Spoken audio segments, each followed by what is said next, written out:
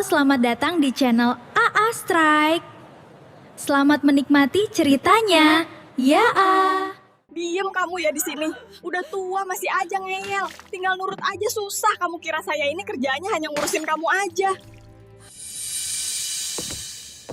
Seorang anak pulang dari luar negeri, tapi yang ia lihat justru membuat dadanya terasa hancur. "Ibu, kenapa ibu diikat seperti ini?" teriaknya. Suaranya bergetar antara marah dan tidak percaya.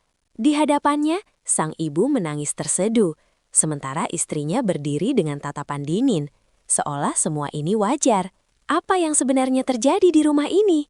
Sahabat semuanya, sebelum kita lanjut, tuliskan dulu di kolom komentar dari kota mana kalian menonton. Dan jangan lupa subscribe channel ini. Bagi yang sudah subscribe, saya doakan yang jomblo segera dapat jodoh. Yang sudah dapat jodoh, rezekinya makin lancar. Amin. Karena kisah ini berawal dari sini. Aku pulang dengan perasaan bangga. Proyek tambang yang kutangani di luar negeri berjalan sukses. Dan yang ada di pikiranku cuma satu, membahagiakan ibu. Dari kecil, beliau yang berjuang sendirian membesarkanku. Sekarang, giliran aku membalas semuanya. Tapi begitu pintu rumahku buka, suasananya terasa aneh. Sepi, terlalu sepi. Sampai aku dengar suara tangisan dari dalam. Langkahku cepat menuju ruang makan, dan disitulah semuanya berubah. Ibu duduk di kursi, tubuhnya diikat dengan tali. Pakaiannya lusuh, wajahnya penuh air mata. Aku langsung panik. "Ibu, ini siapa yang melakukan ini?" Belum sempat ibu menjawab, istriku keluar dari dapur sambil membawa piring makanan. Wajahnya dingin, tanpa rasa bersalah. "Aku yang melakukan itu," katanya santai. Dunia seolah berhenti, dadaku panas, pikiranku kosong. Aku tidak percaya apa yang kulihat. Orang yang kupercaya menjaga ibu justru menjadi orang yang menyakitinya. Aku langsung kehilangan kendali. "Kamu gila ya? Itu ibu aku." Suaraku meninggi, nyaris tak bisa kutahan. Istriku tetap berdiri tenang, seolah semua ini bukan masalah besar. "Aku tahu itu ibu kamu, tapi kamu nggak tahu apa yang sebenarnya terjadi." Aku tidak peduli. Bagiku, tidak ada alasan yang bisa membenarkan perlakuan seperti ini. Aku langsung melepaskan ikatan ibu. Tangannya gemetar, tubuhnya lemah. "Ibu, maafin aku. Aku telat pulang," bisikku sambil menahan tangis. Tapi yang membuatku semakin bingung, ibu justru terlihat ragu. Seperti ingin bicara, tapi takut. Di belakangku, istriku kembali bicara. "Kamu pikir aku jahat? Kamu pikir aku menikmati ini?" Aku menoleh tajam. "Kalau bukan, terus apa ini?" Dia menghela napas panjang, lalu berkata pelan, "Kamu benar-benar nggak tahu siapa ibumu sekarang." Kalimat itu membuat suasana mendadak berbeda. Ada sesuatu yang tidak ku ketahui, tapi aku belum siap mendengarnya.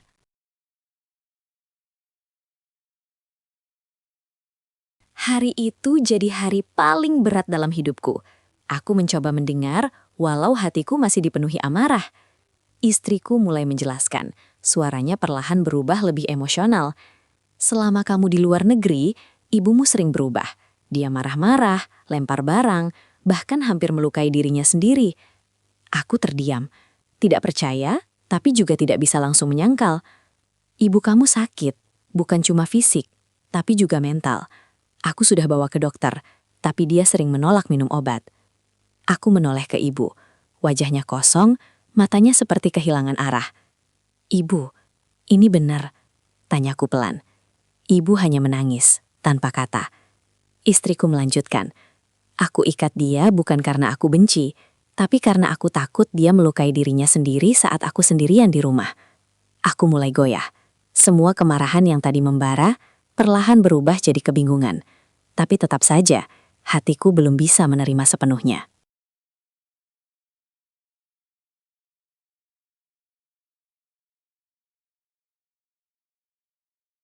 Saat suasana masih tegang, ibu tiba-tiba menggenggam tanganku. Tangannya dingin, tapi kuat. "Maafkan, dia," ucapnya terbata. Aku kaget. "Ibu, kenapa ibu bela dia?" Air mata ibu jatuh semakin deras. "Ibu sudah sering lupa, sering marah tanpa sadar. Dia yang merawat ibu, dia yang sabar." Kalimat itu seperti petir di siang bolong. Selama ini, aku berpikir istriku adalah pelaku, padahal mungkin dia justru korban dari keadaan yang tidak pernah aku lihat. Istriku menunduk, akhirnya menangis. Aku capek, tapi aku nggak mau ninggalin ibu kamu. Aku terdiam, semua potongan cerita mulai menyatu. Selama aku sibuk mengejar karir, ada seseorang yang diam-diam berjuang menjaga keluargaku. Dan aku justru menuduhnya tanpa memberi kesempatan.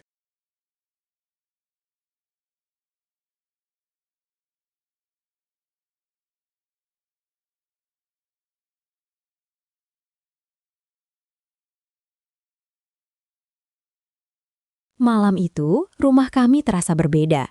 Tidak lagi penuh amarah, tapi dipenuhi rasa bersalah dan pengertian. Aku duduk di samping istriku. Maaf, aku terlalu cepat menilai, kataku pelan. Dia hanya tersenyum tipis, matanya masih sembab. Aku juga harusnya cerita dari awal. Kami sepakat untuk menghadapi semuanya bersama. Ibu mulai dirawat dengan lebih baik, dibantu tenaga medis, dan kami bergantian menjaganya. Hari-hari tidak selalu mudah. Kadang ibu masih lupa, kadang masih marah. Tapi sekarang, kami tidak lagi sendiri. Aku akhirnya sadar, keluarga bukan tentang siapa yang benar atau salah, tapi tentang siapa yang tetap bertahan saat keadaan paling sulit.